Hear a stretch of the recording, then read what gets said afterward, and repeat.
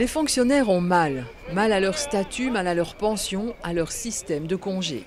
Ils étaient 10 000 dans les rues de Bruxelles ce 28 septembre, à l'appel du Front commun syndical.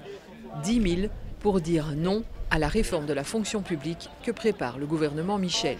Non d'abord au détricotage du statut du fonctionnaire.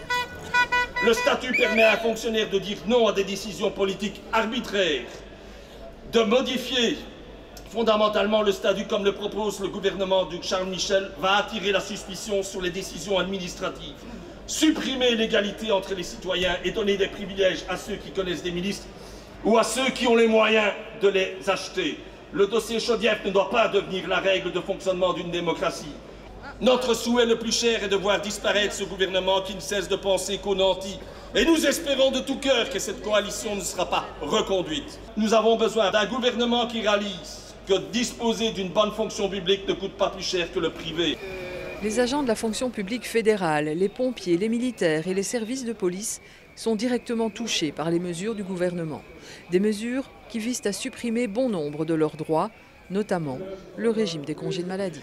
Contrairement à ce que vous annoncez, ce que vous voulez voir disparaître ne sont pas des cadeaux aux travailleurs que l'on aurait octroyés dans des temps passés. Il s'agit ni plus ni moins d'un salaire minimum garanti pour les agents qui ne peuvent plus travailler car ils sont malades et ils n'auraient aucun revenu s'ils n'étaient pas pris en charge par leur employeur. Votre incapacité de trouver des jeunes aspirants en suffisance alors qu'il manque des milliers d'agents sur le terrain, ceci prouve que le ministre Yambon ne pourra pas tenir ses promesses. Ceci démontre surtout le manque d'enthousiasme des jeunes qui ne veulent plus épouser les métiers de la fonction de police car il est de moins en moins attractif.